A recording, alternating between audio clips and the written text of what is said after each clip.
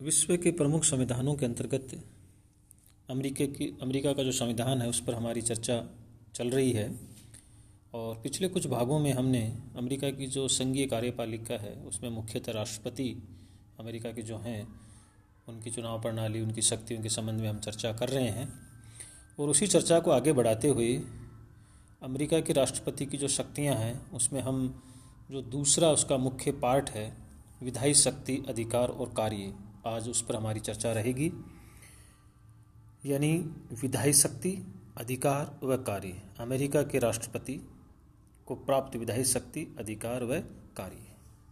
संयुक्त राज्य अमेरिका में संविधान का आधार शक्तियों का पृथक्करण है। ये हमारी कई बार ये बात हो चुकी है पहले भी कि जो संविधान है उसका आधार है शक्तियों का पृथक्करण, यानी जो सरकार के वहाँ तीनों अंग हैं, व्यवस्थापिका यानी कांग्रेस, कार्यपालिका में राष्ट्रपति, न्यायपालिका में सर्वोच्च न्यायालय मुख्य रूप से आते हैं।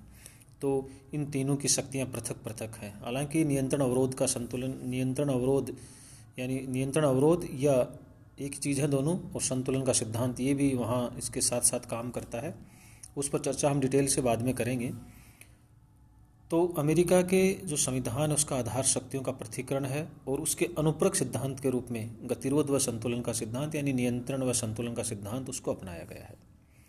संविधान के इस संवैधानिक एक तरह से सैद्धांतिक ढांचे ने राष्ट्रपति की विधायी शक्ति को कई प्रकार से निश्चित किया है। यानी संविधान का ये जो सैद्धांतिक ढांचा है उसने राष्ट्रपति की जो विधायी शक्तियां हैं उनको कई प्रकारों से, कई तरीके से, कई ढंग से निश्चित किया है। वो कौन से ढंग हैं? जैसे राष्ट्रपति विधि निर्माण के कार्य में प्रत्यक्ष भाग नहीं लेता है। वह अपने संदेश के द्वारा कांग्रेस को सुझाव दे सकता है कि निकट भविष्य में कानून किस प्रकार के बनने चाहिए। तीसरी बात, वह कांग्रेस द्वारा पारित विधेयकों के प्रति निषेधाधिकार यानी वीटो पावर का प्रयोग कर सकता है और उन्हें कानून बनने से रोक सकता है। राष्ट्रपति की विधायी शक्तियों का ये जो अभी मैंने तीन चीज़ें बताई हैं आपसे, तीन बिंदुओं की बात की है, तो इनका विवरण मात्र सैद्धांतिक है और व्यवहार में वह विधायी क्षेत्र में बहुत अधिक शक्तियों का प्रयोग करने लगा है। यानी जो तीन बातें हैं कि एक तो वो विधि निर्माण के कार्य में प्रत्यक्ष रूप से भाग नहीं लेता है, एक वो संदेश देता है, वो एक आइडिया देता है कि हमें किस प्रकार के कानूनों की आवश्यकता होगी, और तीसरा वो वीटो का प्रयोग करता है। तो ये एक सैद्धांतिक पक्ष हो गया उसकी विधायी शक्तियों का। परंतु व्यवहार की अगर हम बात करें तो उसकी शक्तियाँ बहुत ज़्यादा हो गई, वो बहुत अधिक शक्तियों का प्रयोग करने लगा है वर्तमान में।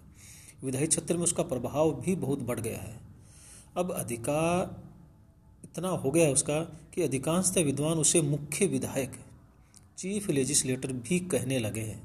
यानी अमेरिका के राष्ट्रपति की शक्तियां व्यवहार में विधायी क्षेत्र में इतनी अधिक बढ़ गई हैं कि बहुत सारे विद्वान उसे मुख्य विधायक के रूप में संज्ञा देने लगे हैं। तो क्या है ऐसा कि विधायी क्षेत्र में राष्ट्रपति इतनी ज़्यादा शक्तियाँ, इतने ज़्यादा अधिकार, इतने ज़्यादा कार्य कर रहा है? तो उसका कोई न कोई कुछ कारण है। तो उन पर हमारी चर्चा रहेगी विधायी शक्तियों, अधिकार और कार्यों के अंतर्गत। जैसे पहली बात, जो सामान्य बातें मैंने पहले भी करी हैं, एक नंबर की बात है राष्ट्रपति द्वारा कांग्रेस को संदेश भेजना। कांग्रेस यानी वहाँ की व्यवस्थापिका। संविधान के अनुसार राष्ट्रपति कांग्रेस को संदेश भेज सकता है जिसमें वह देश की परिस्थितियों एवं समस्याओं की ओर कांग्रेस का ध्यान आकर्षित करता है और कांग्रेस को सुझाव देता है। इन समस्याओं के समाधान के लिए किस तरह के कानून बनाए जाने चाहिए। राष्ट्रपति प्रतिवर्ष कांग्रेस के एक वार्षिक संदेश भेजता है तथा स्वयं इस संदेश को वहाँ पढ़ता है। अब ये परंपरा विकसित हो गई है कि राष्ट्रपति स्वयं कांग्रेस में जाकर यानी व्यवस्थापिका में जाकर अपना संदेश पढ़े। राष्ट्रपति इस वार्षिक संदेश के अलावा अन्य विशेष संदेश भी कांग्रेस को भेज सकता है या रेडियो, टेलीविज़न, जो भी मीडिया के संसाधन हैं पर कांग्रेस के नाम संदेश पढ़ सकता है। अब यहाँ ये कांग्रेस सैद्धांतिक दृष्टि से एकदम स्वतंत्र है। यहाँ कांग्रेस सैद्धांतिक दृष्टि से एकदम स्वतंत्र है कि वह राष्ट्रपति के संदेश के अनुसार कानून बनाए या नहीं, परंतु व्यवहार वहाँ बिल्कुल अलग है। व्यवहार में कांग्रेस पर इन संदेशों का विशेष प्रभाव पड़ता है क्योंकि राष्ट्रपति है वो मुखिया है और पूरी अमेरिका के जो नागरिक हैं वो उसकी तरफ देखते हैं इस संबंध में कि राष्ट्रपति जो है वो राष्ट्र की सुरक्षा, राष्ट्रीय हित, उन पर विशेष ध्यान देंगे। कोई भी वहाँ आपातकालीन परिस्थितियाँ होती हैं, हम मीडिया में देखते हैं तो राष्ट्रपति का ही नाम रहता है। कोई विवाद होता है, कोई टकराहट होती है, जैसे इराक का मैटर हुआ था खाड़ी वाले में, हम सबको याद होगा। अगर उस टाइम के अखबार हम देखें तो एक तरफ सद्दाम की फ़ोटो और एक तरफ जॉर्ज बुश की फ़ोटो आती थी। तो वहाँ कहने का मतलब हुआ कि अमेरिका का मतलब वहाँ ये हो गया उस टाइम की राष्ट्रपति जॉर्ज बुश जो है वही है।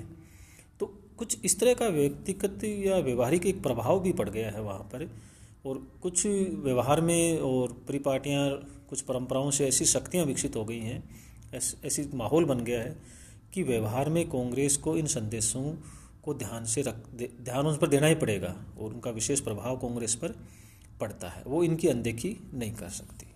तो इसलिए सैद्धांतिक बात तो ठीक है, वो संदेश भेजेगा, कांग्रेस उन संदेशों को माने या नहीं माने, परंतु व्यवहार वहाँ पक्ष ये है, व्यवहारिक पक्ष ये है कि कांग्रेस उन संदेशों को मानती है, उनका प्रभाव पड़ता है कांग्रेस पर, राष्ट्रपति के संदेश का प्रभाव पड़ता है, निश्चित रूप से वो उसको मानती भी है।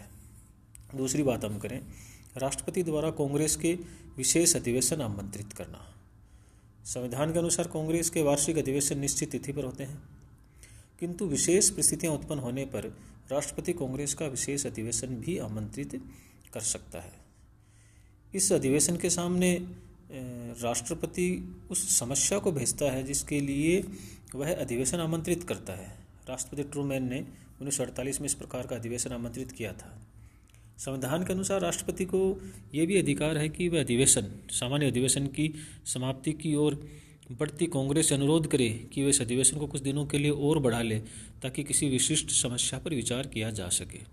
प्राय कांग्रेस इस प्रकार के अनुरोध को स्वीकार कर लेती है, क्योंकि अनुरोध अस्वीकार करने का अर्थ होता है राष्ट्रपति कांग्रेस का विशेष अधिवेशन आमंत्रित करेगा जो कांग्रेस के सदस्यों को तकलीफ देगा।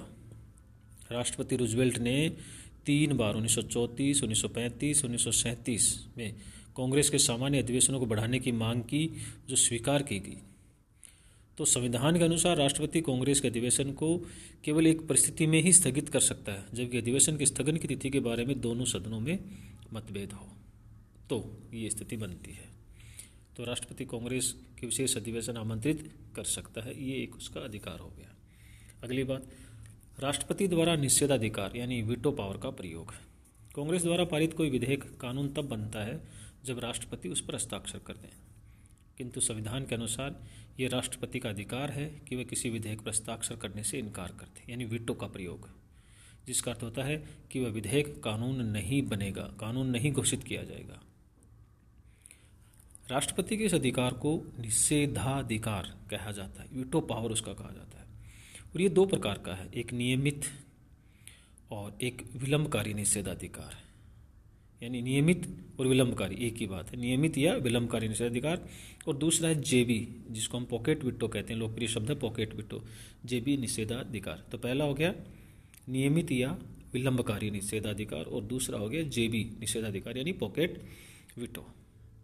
राष्ट्रपति की निषेधाधिकार की शक्ति अस्थायी है, और अगर कांग्रेस राष्ट्रपति द्वारा अस्वीकृत किसी विधेयक को पुनः पारित कर दे तो वह विधेयक राष्ट्रपति के हस्ताक्षरों के बिना ही कानून बन जाता है। इस तरह का विधेयक कांग्रेस के दोनों सदनों में से प्रत्येक के द्वारा 2/3 बहुमत से पारित किया जाना चाहिए।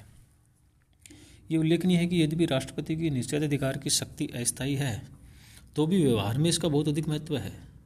राष्ट्रपति इस अधिकार द्वारा उन विधेयकों को रद्द करने में प्राय सफल हो जाता है जिन्हें वह लाभपूर्ण नहीं समझता है। इसके अलावा निषेधाधिकार की धमकी द्वारा राष्ट्रपति अनेक विधेयकों को उनके निर्माण के दौरान ही संशोधित कराने में सफलता प्राप्त कर लेता है। यानी कांग्रेस कोई विधेयक तैयार कर रही है, राष्ट्रपति उसमें कुछ संशोधन करवाना चाहता है, तो वो एक तरह से निषेधाधिकार की वीटो की धमकी दे देता है, पहले ही आभास करा देता है कि मैं वीटो का प्रयोग करने वाला हूँ। तो कांग्रेस वहाँ कई अधिकांशतः संशोधन करने में मतलब मजबूर होती है, तो राष्ट्रपति उसमें सफलता प्राप्त कर लेता है। और आंकड़े भी बताते हैं कि निषेधाधिकार द्वारा रद्द किए गए विधेयकों को प्राय कांग्रेस दोबारा पारित नहीं करती है। जैसे राष्ट्रपति फ्रैंकलिन रूजवेल्ट ने 631 विधेयकों के विरुद्ध निषेधाधिकार का प्रयोग किया, जिनमें से कांग्रेस ने, ध्यान रखें, केवल 9 विधेयक ही पुनः पारित किए थे। यानी फ्रैंकलिन रूजवेल्ट ने 600 विधेयकों पर वीटो का प्रयोग किया। और कहते हैं ना कि जैसे अभी मैंने बताया था कि कांग्रेस कोई विधेयक पारित करती है, राष्ट्रपति वीटो का प्रयोग करता है, कांग्रेस दोबारा पारित कर दी थी, दोनों सदन अलग अलग 2/3 बहुमत से, तो वो पारित माना जाएगा। तो 631 विधेयकों पर वीटो का प्रयोग करने के बाद में कांग्रेस ने केवल कितने विधेयक पुनः पारित किए?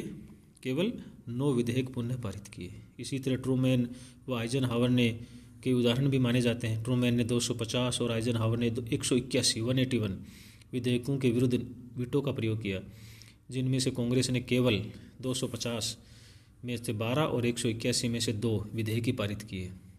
कैनेडी का भी नाम है। कैनेडी ने 25 विधेयकों के खिलाफ वीटो का प्रयोग किया था। कांग्रेस ने एक भी पुनः पारित नहीं किया कैनेडी वाले 25 विधेयकों में से। इस प्रकार वीटो प्राय एक वास्तविक शक्ति है जिसके द्वारा राष्ट्रपति विधि निर्माण के कार्य को बहुत अधिक प्रभावित करता है। फाइनर का एक कथन है, वो हमें ध्यान रखना चाहिए। फाइनर कहते हैं, अपनी वीटो शक्ति से, अपनी निषेधाधिकार शक्ति से, जो कि सार्वजनिक वाद विवाद में एक चाबुक की तरह अंतिम शब्द होता है, राष्ट्रपति कांग्रेस के विधायी कार्यों में स्थायी रूप से भाग लेने वाला बन गया है। और अगली बात हम करें इसी में, राष्ट्रपति द्वारा कार्यपालिका आदेश जारी करना।